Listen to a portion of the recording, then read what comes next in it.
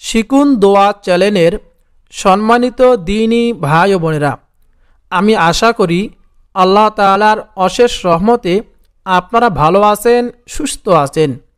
পবিত্র রমজান মাস চলছে।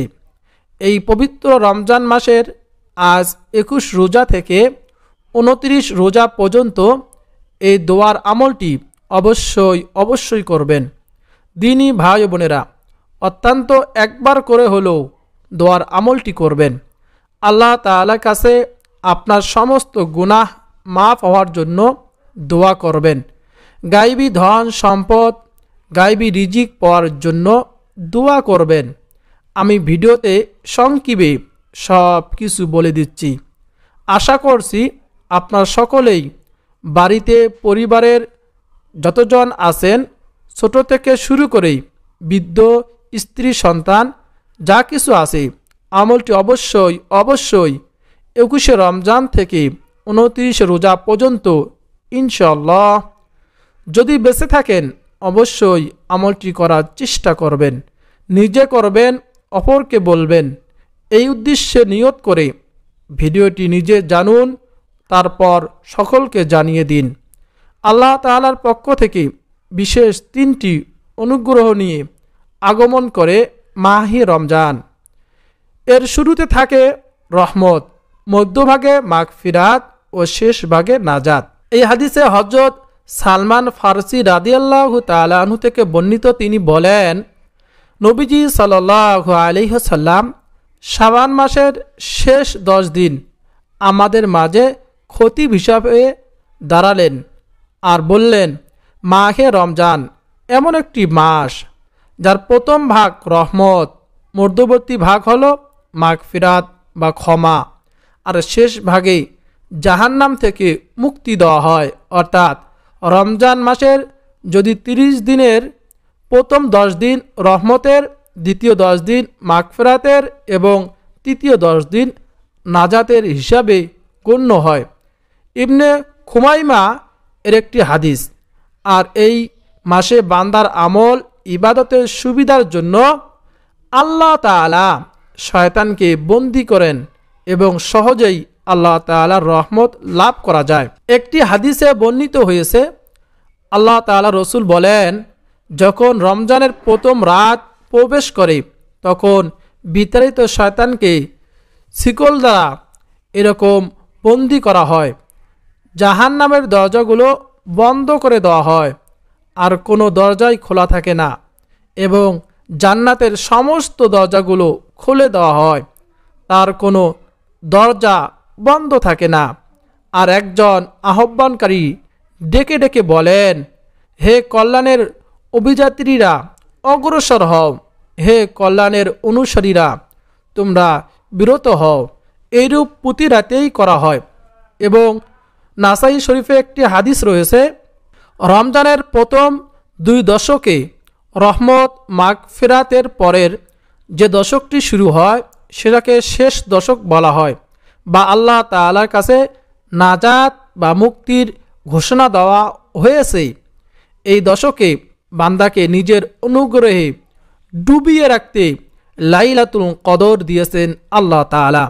এছাড়াও এ দশকের বিশেষ আমল হলো ইতিকাফ করা, যার মাধ্যমে আল্লাহ তাআলাকে সহজেই পাওয়া সম্ভব। বিভিন্ন কারণে রমজানের শুরু ও মধ্যভাগে আমলের সুযোগ হয় না, তবে কোনো কারণে প্রথম 2 দশক অবহেলায় কাটলেও শেষ মুহূর্তে আল্লাহ তাআলার কাছে অনুগ্রহ তালাশে তৎপর থাকতে হবে।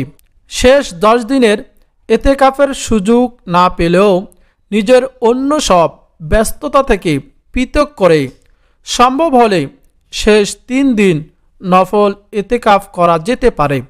তাই আমি শুরুতেই বলেছি যে আপনাদের বাড়িতে যারা আছেন, এক কথায় যতজন আপনার বাসায় আছেন সকলকে এই দশক থেকে অত্যন্ত 21 থেকে 29 পর্যন্ত অবশ্যই প্রথম 2 দশক কি করেছেন সেটা আল্লাহ রাব্বুল আলামিন আপনাকে প্রতিদান দিবেন। কিন্তু এই শেষ দশকে 10টা দিন অত্যন্ত আপনারা কষ্ট করে খুব বেশি বেশি ইবাদত বন্দেগী করবেন। বিশেষ করে যে আমলটি শিখিয়ে দেব এটি তো অবশ্যই করবেন। জামাতে নামাজের ক্ষেত্রে বিশেষ গুরুত্ব দেওয়া উচিত। নফল সুন্নত তাহাজ্জুদে মনোযোগী হওয়া উচিত। শেষ দশকে রাত জেগে ইবাদত করতেন নবীজি সাল্লাল্লাহু আলাইহি ওয়াসাল্লাম এবং তার পরিবার পরিজনকেও তা জাগাতেন। হযরত আয়েশা রাদিয়াল্লাহু তাআলা আনহা বলেন, যখন শেষ দশক বা শেষ 10 দিন আসত তখন রাসূল সাল্লাল্লাহু আলাইহি ওয়াসাল্লাম তার পরিধায় বস্ত্র শক্ত করে বাঁধতেন, রাত্রি জাগরণ করতেন এবং পরিবার পরিজনদেরকে জাগাতেন। বুখারী শরীফের সহিহ একটি হাদিস। তাই সম্ভব হলে পরিবার আত্মীয় স্বজন সকলকেই, পরিবারে যে প্রধান বা আপনি ভিডিওটি দেখলেন জানলেন, আপনারা হয়তো জানেন বুখারী শরীফের হাদিস সহিহ হাদিস। আপনি ছোট হন, বড় হন, মেজো হন, যেই হন না কেন, পরিবারের যদি আপনার জানা থাকে সকলকে অত্যন্ত বিষয়টি বিনয়ের সঙ্গে জানানোর চেষ্টা করবেন যে এই দশকে যদি একটু বেশি বেশি করে আমরা নফল ইবাদত করতে পারি, অত্যন্ত সেহরির সময় 10 মিনিট আগে উঠে যদি আমরা একটু তাহাজ্জুদে নামাজ পড়তে পারি, পরিবার পরিজন যদি সব সময় জিকির আজগার করতে পারে, সেই বিষয়গুলো নিয়ে আপনারা আলোচনা করতে পারেন। এছাড়াও যাদের উপর যাকাত ফরজ আছে তারা এই পুরো রমজানে আদায় না করে থাকলেও অবশ্যই শেষ দশকের শেষ সময় এসেও আপনাকে আদায় করে নিতে হবে। তাই ভাই বোনেরা, ঈদের এই শপিংয়ে গরিব দুঃখীদের জন্য একটা অংশ আপনি রাখতে পারেন। যাদের সামর্থ্য আছে তাদের সবাইকে রমজানের শেষ ভাগের এ রহমত বরকত লাভের প্রতি অবশ্যই মনোযোগী হওয়ার তৌফিক দান করবেন, আমরা এই দোয়াই করি। এই দশকে বিশ্ব নবী মুহাম্মদ সাল্লাল্লাহু আলাইহি ওয়াসাল্লাম যে একটি দোয়া বেশি বেশি পড়তে বলেছেন, হযরত আয়েশা রাদিয়াল্লাহু তাআলা আনহা বর্ণনা করেন, একবার আমি আল্লাহ রসুল সাল্লাল্লাহু আলাইহি ওয়াসাল্লামকে জিজ্ঞাসা করলাম, হে আল্লাহ রসুল সাল্লাল্লাহু আলাইহি ওয়াসাল্লাম, আপনি বলে দিন লাইলাতুল কদর কোন রাতে হবে, তা জানতে পারি, তাতে আমি কি দোয়া পড়ব? তিনি বললেন, তুমি বলবে আল্লাহুম্মা ইন্নাকা আফুউন কারীম তুহিব্বুল আফওয়া ফা'ফু আন্নী।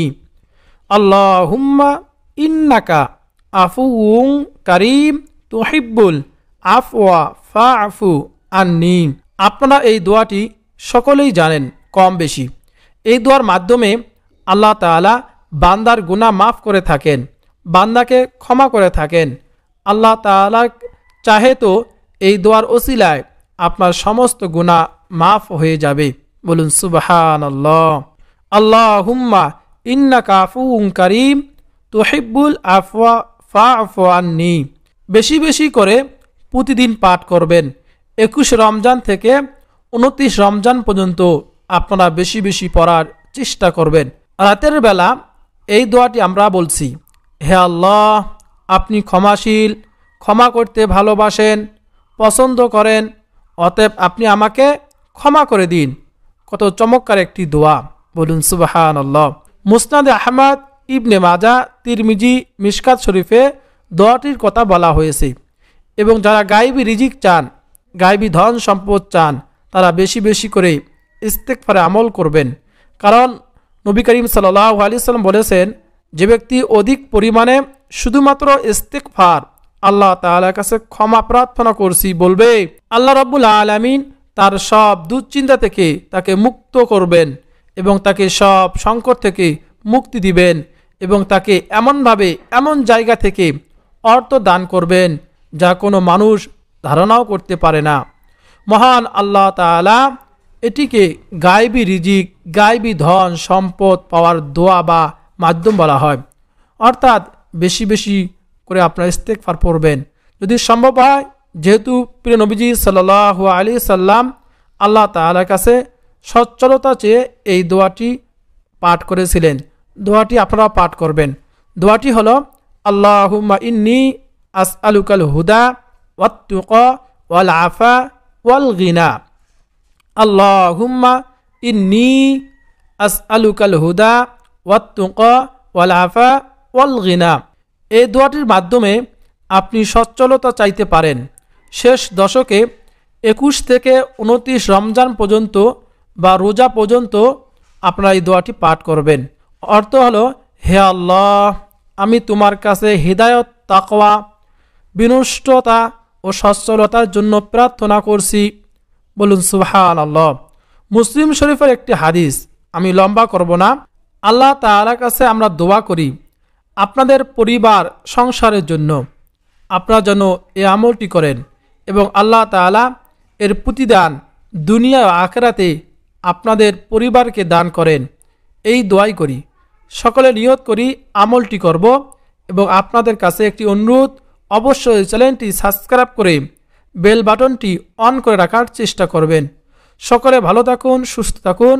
আল্লাহ তাআলা আমাদের সকলকে এই পবিত্র রমজান মাসে পুরোপুরি হক আদায় করার তৌফিক দান করুন। আমাদের গুনাহগুলো মাফ করুন, রিজিকে বরকত দান করুন।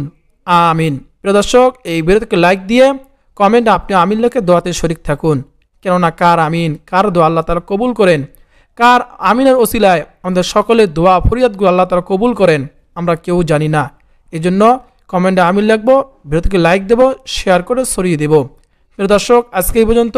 দেখা হবে পরবর্তী কোনো ভিডিওতে। আপনাদের সকলের সুস্বাস্থ্য কামনা করে বিদায় নিচ্ছি। আসসালামু আলাইকুম ওয়া রাহমাতুল্লাহি ওয়া বারাকাতুহু।